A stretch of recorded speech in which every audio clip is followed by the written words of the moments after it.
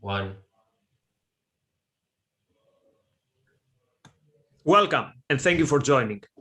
Today is July 7th, which is the anniversary of the 2005 terrorist attacks in London, where 52 people lost their lives. The perpetrators were people who were born or raised in this country, were parts of their communities.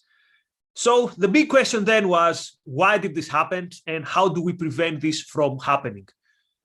So some years later, we've seen different types of attacks. Luckily, or I don't know if that's a proper term, none to the scale of that attack. But the question remains, what are the lessons to be learned from such situations? And most importantly, is there anything that can be done to prevent them? With us today is the director of the Ireland Centre UK, Razi Ginsberg. Razi, so what are the lessons that you learned from that case, and why do you think this is a topic that is important enough that in this anniversary you chose this topic as the topic for the show? Well, I grew up in a country where, from time to time you'd have a month or a couple of months where basically every day was 7/7. So I already knew the lessons. I had already learned them before. But I think the main lesson is there is an ideology. It is a religion, and of course, all religions are bad, and you see this kind of stuff happening throughout history with certainly the three monotheistic religions.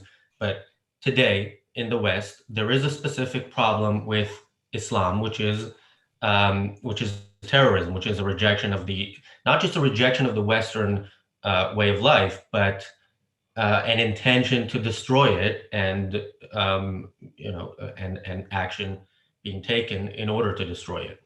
And that's what we've seen in several countries. We saw it in the US on 9/11. We saw it here on 7/7, and several subsequent terrorist attacks, like the one well, there were several in 2017, I believe. There was the big one in Manchester, and there was one in Westminster Bridge, one in London Bridge. And several of these, as you mentioned, the 7/7 attackers, 3 of them were born in the UK. The 4th was moved here when he was 5 years old, so he also was raised in the UK. The Manchester bomber, I believe, was also born and raised in the UK, as were several others. So you have to ask at some point the question of this is not something that somebody decides, wakes up one morning and decides to do. It's something that they are taught this ideology from a very young age, and then act on it, in some cases, knowing that they are going to die, which is So I think there are questions here that aren't being asked, and we need to ask why they're not being asked.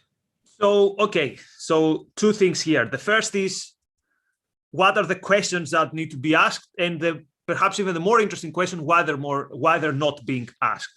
So the fact is that you have different, let's say, communities who live in a country where we like to see people divided to communities. So we don't think that there's something weird when you self-identify yourself based on your racial background, your ethnic background, or your religious background. So for me, that's the first interesting thing. The second interesting thing is that you have particular communities where they take their religious more seriously than other people take their religious, put it this way. And this comes with the extra, let's say, caveat that a lot of these people hold views that, as you said, come into conflict with today's dominant views. And the most interesting thing is, for me, that this is viewed as something which is a natural phenomenon, which nothing can be done. So here, what I found from searching something in The Guardian. So a couple of years ago, there was a research about what are the particular beliefs of British Muslims. And here is how The Guardian reported the events. So, survey for Channel 4 documentary finds 23% want Sharia law, but most feel strong connection with Britain. So, notice here the reporting. And first of all, why am I even talking about British Muslims? Someone could say, very rightly, the vast majority of this community do not become violent, and this is perfectly true. But we are talking again about a particular political movement. And this is what's the important thing here.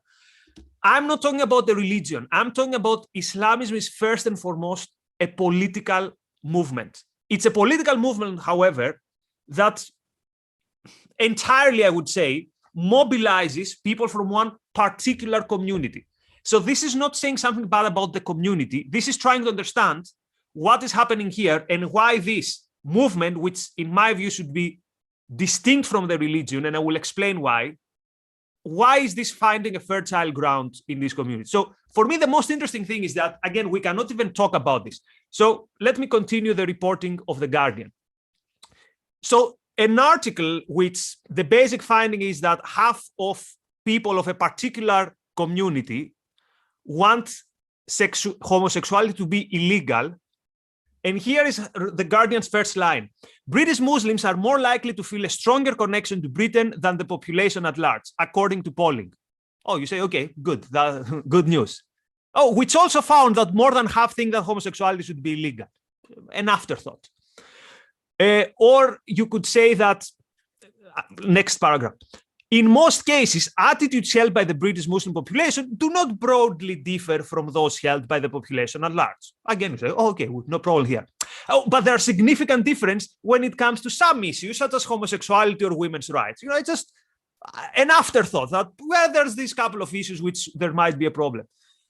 Now, imagine if there was a research that said that Trump supporters, 50% think that homosexuality should be illegal. Or Brexit supporters believe that immigrants should be treated as, we would be up in arms. We would say, okay, something is happening here, and there are some values that we need to defend. So at least we might want to ask that question. By the way, I'm entirely open to people telling me that this research is biased, it's wrong, and it's not 50%, it might be 20, 30, 45%. I don't see much of that. And also notice that in other stories, for example, the narrative that 1 in 4 women at some point in their life will fall victim to a sexual assault is based on research-wise more dubious data, but are taken as self-evident. Whereas with this type of research, yeah, but we don't really know and all that stuff. So what we have here is that we have a movement which represents very, very few people. And again, it's the entire minority that deals in violent acts. But the problem is that this movement is related to a part of the population where we don't want to ask questions about. So, for example, we had an episode about that teacher who had to literally disappear from the earth because he showed, was it a sketch of the prophet or something like that. And you had people protesting outside the school. And again, the message was, we need to calm down. No questions asked. So, and this creates also a very unhealthy situation, in which case the other side can say, oh, you see, you don't talk about them because they're the bridge of terrorism and all that stuff. So actually this thing that, oh, we don't even need to ask any questions here is first and foremost paternalistic for the vast majority of the people in that community who don't want violence and don't think that homosexuality should be illegal. So these are the questions we are not asking. And also, I have some things to say about what is the appeal that many people from this community find in the political movement of Islamism. Notice, not in the religion, in the political movement, and how these two are different in some significant ways. But this, I can elaborate on this in a while. So a couple of things. First of all, Christopher, thanks for the super chat. Well, you mentioned The Guardian, and The Guardian has an identity problem. I think that a lot of the left has, and The Guardian represents it very well. I've mentioned in the past that The Guardian is probably the news source that I read the most because I want to know what these people think, and I still can't figure it out, and I don't think they can either, because yeah, if somebody who is a celebrity, I don't know, a TV host, if somebody unearthed a video of them at a party 20 years ago making a gay joke, they would be canceled forever. But if people who come from a community that criticizing that community is racist say that they want homosexuality to be illegal, then you have to hide it between between an interpretation that makes it look not as bad as it actually is. Now, I have a little bit of an issue even with referring to the Muslim community, because when we say, obviously the vast majority of Muslims would never consider being involved in terrorism, but there are different communities among the wider Muslim community, and there are some communities from which terrorists come from. Which a few weeks ago you discussed the young woman who, the schoolgirl who, well, when she was a schoolgirl, traveled to Syria to join ISIS, and she said, she said that she did it because she didn't want to feel left out. So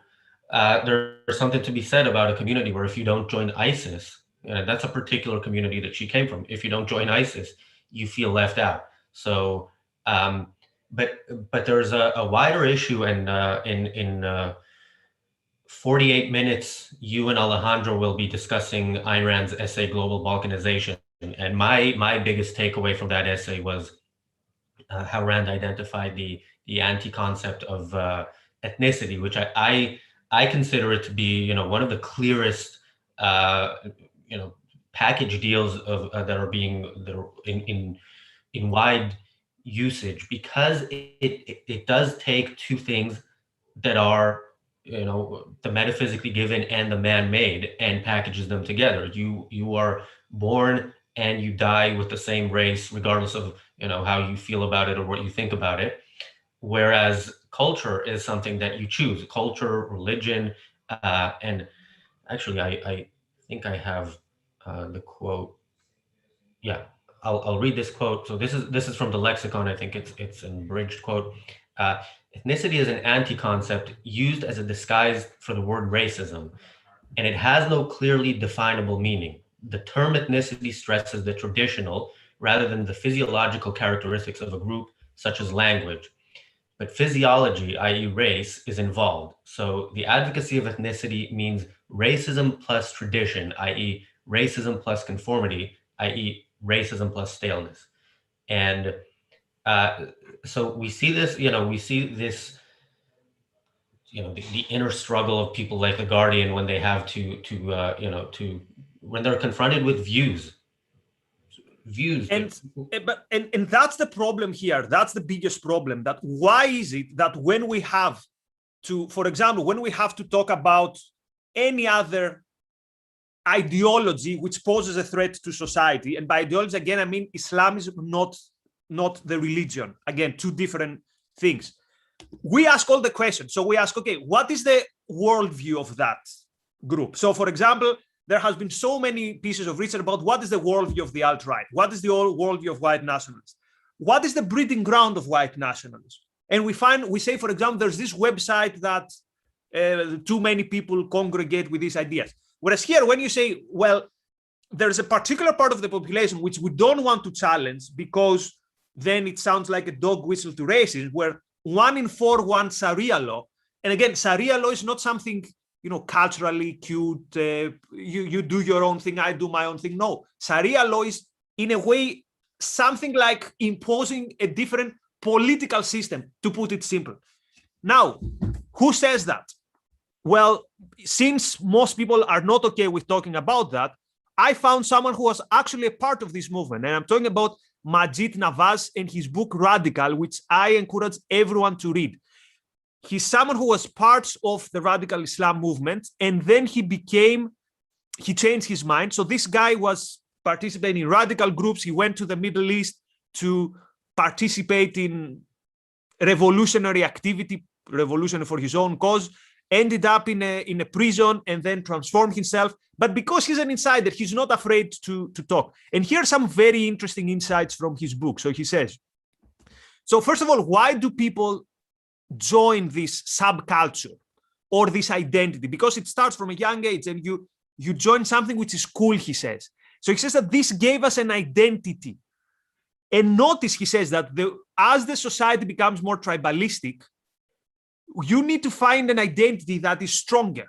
So he says, my parents would identify as, quote, British Asians. But my generation were not anymore British Asians, we're Muslims. Because now we have an overarching identity beyond the national identity. And notice again how this is celebrated by mainstream culture.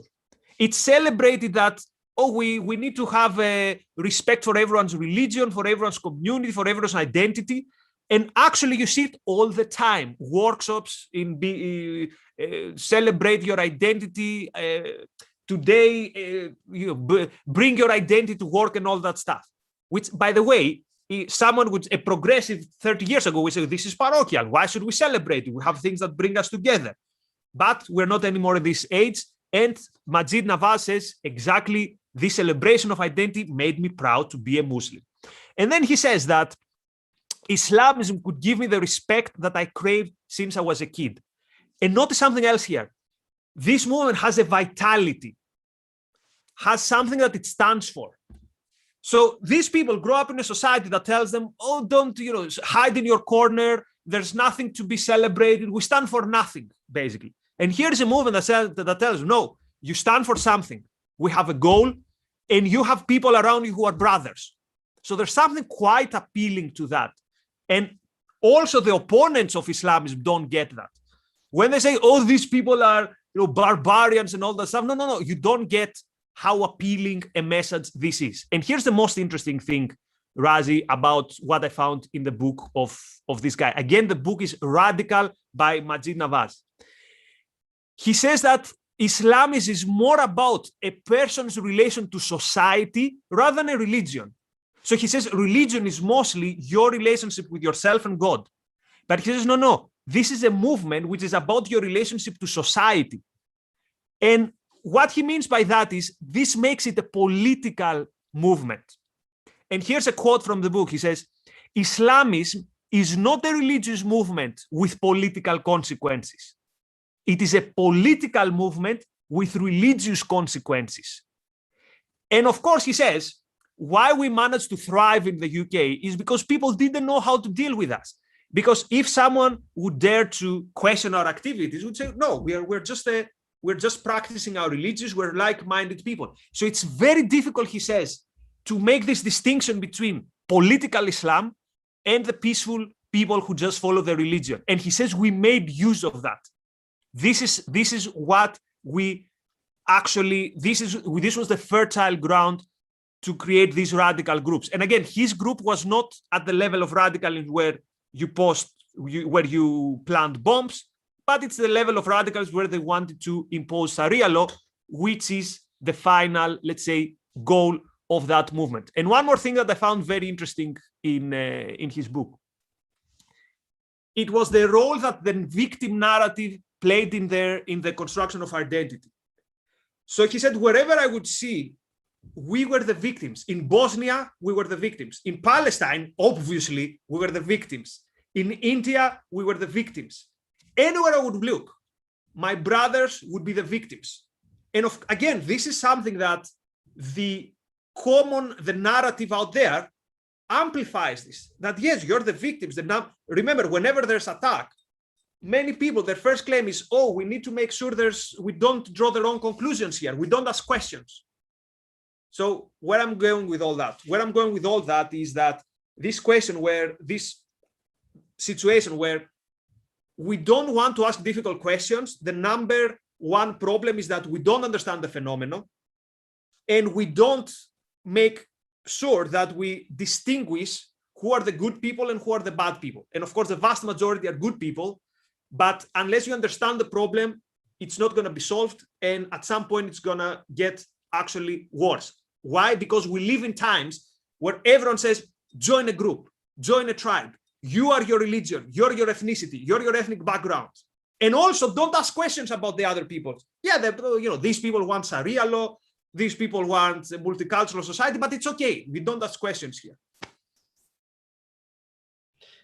Yeah, and everybody needs to join a tribe, and everybody needs to be in a tribe that is the victim of the other tribes, right? So even we see this with race, we see this with racial minorities being the supposed victim of white people, but then we see in sort of white supremacist and white nationalist movement that the white people are the victims, and we see this in gender as well.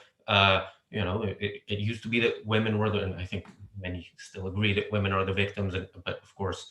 There's a meninist or manosphere movement that claims that men are the victims, and everything is here. For by more the way. on that, for more on that, buy Nikos' new book. And yeah, that the bottom line is the West, the way the West views itself is a big part of the problem, because if anybody claims victim status and does so convincingly, then you can't criticize them, and they can end up getting away with a lot, as I think the worst elements of Islam and of the Islamic community have been for certainly the past 20 years or so. So I will. Oh, sorry. Have you got something else? Because I have a prediction. You go ahead, then I'll read the super chats. Okay. So here's my hot take prediction. You notice how on the surface, Islamism and the radical traditional right are completely opposite, and you'd imagine that.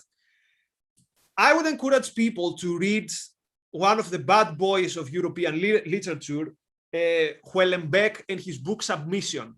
This book deals, I don't want to give the spoiler, but this book deals with a situation in the not so distant future where in France you have the second round of the elections, and it is Marine Le Pen's National Front and something like the Muslim Brotherhood, but way more sophisticated. Again, as the guy says in the book, as Navoise says in the book, you people are missing. You think that we are crazy people who, we hide our women and all that stuff. He says, no, we were wearing blue jeans. And actually, quite often, we're making fun of the Salafists or the religious fundamentalists, because that's not how we roll. And sometimes you might see these two coming together. Al-Qaeda is one example. The Islamic State is another example. But again, the political movement that wants to impose this ideology does not have to go necessarily hand in hand with this religious fundamentalism. So in the book by Huellenbeck, and the book again is Submission, you see this not so imaginary situation where you have these two forces. Literally, we are some days before the Sunday of the election, and what happens, I'm not going to tell you who wins, but what happens after the election is very, very, very interesting, and says something about the appeal of both these two movements. Because these two movements say, look, the West is in decline, but at least we have some vitality. We celebrate bravery. We celebrate having principles. As at some point, there's this brilliant in horrendous ways, but still brilliant line in the book, where an Islamist says to some people they're about to fight, we love death more than you love life. Now, which basically means not only we have things that we stand for, not only we're ready to die for these things, but we'll gladly die for these things. And their reply to you would be, what do you people in the cosmopolitan West have to die for? So you see, this movement is, again, appealing. And this appeal is something that is completely missing from our understanding of it, either as, these people, they just have their culture, or the other side that says, it's barbarians and that's how they're always going to be. No, this movement has changed. This movement there's a reason why it got its appeal now and not, let's say, in the beginning of the 20th century, because now the ground is more fertile for this tribalism and for this idea that you need to find an identity with your brothers. Let's go to super chats. Yeah, I just want to comment on that. So I haven't read Submission, but I can tell you something that is not from the not so distant future, but from the present, which is Israeli politics. And I think last time I was on the show, I spoke about that. And there you see that. So you see in some of the recent elections, the so-called Arab parties uniting into the joint list. And those were three parties, one of which is an Arab nationalist party, another is a communist party, and another is an Islamist party. So, these are supposedly different ideologies, but, we know better. They're not that different. And furthermore, in the Israeli parliament, they often vote alongside the religious Jews for certain things that make the state more religious or more appealing to people to join to send their kids to religious education or so on. And of course, we have the current Israeli coalition government, which includes that Islamist party and religious Jewish parties and parties from the left and the right and so on. All right. Super chats. So thanks to Sammy, Marilyn, and Enric for their super chats. Charlie says, can you do an episode on Shintoism and how it primed 19th, 20th century Japan to become a de facto militaristic cult? I see a lot of parallels between that and modern day Islamism. That sounds like a Nikos solo episode.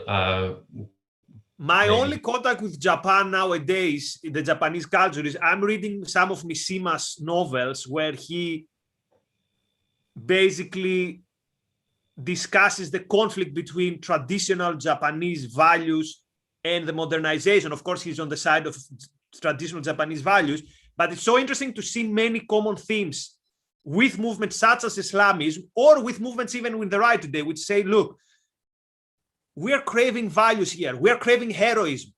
What is to die for?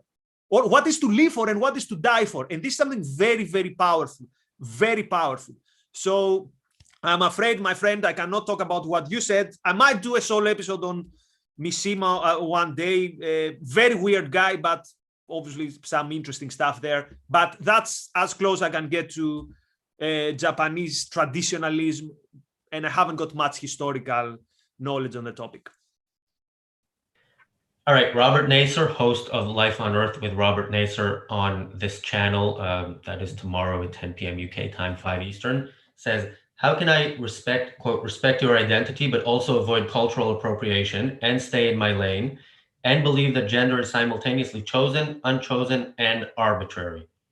Hint, I can't, nor can you. But you're not supposed to do. All these things are not a coincidence, I think.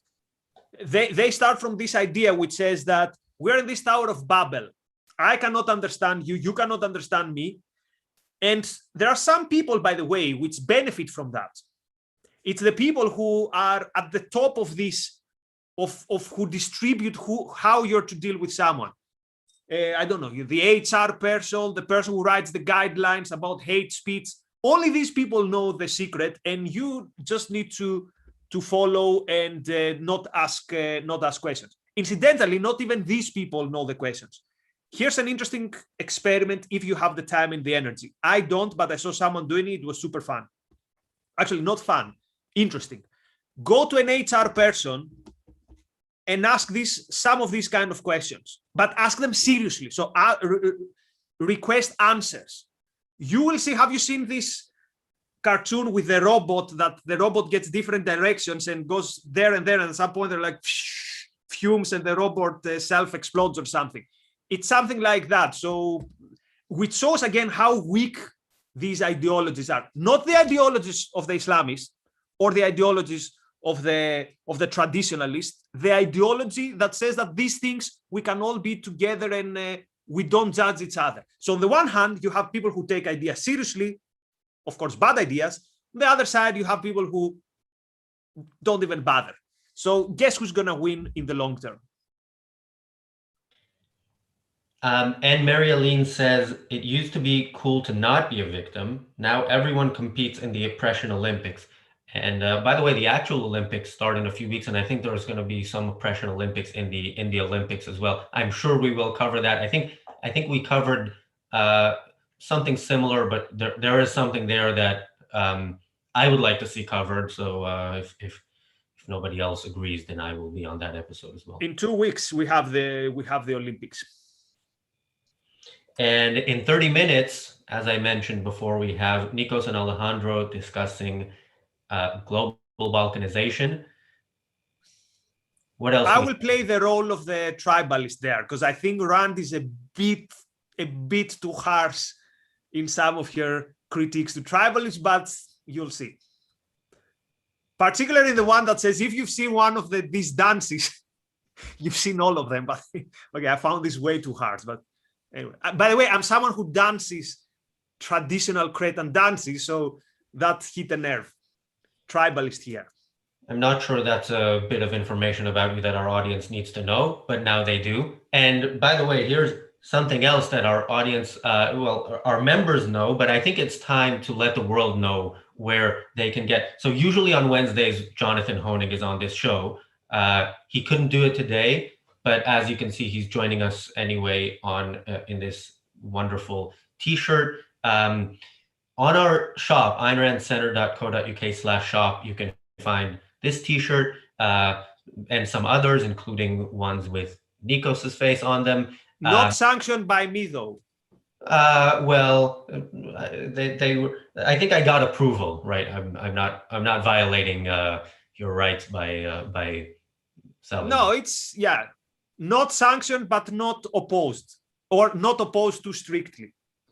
Yeah. So go to aynrandcenter.co.uk/shop, buy the Nikos T-shirt, wear it, and post it on social media and tag him, and he is guaranteed to retweet you. All right. Well, the Ayn Rand Center UK will retweet you, maybe, unless there's anything untoward there. All right. We are ready to move on over to Clubhouse, right? Anything else? We don't need to announce anything else. All right. So thanks everybody for joining us. See you back here in 27 minutes, and see you on Clubhouse right now. Bye. Bye, everyone.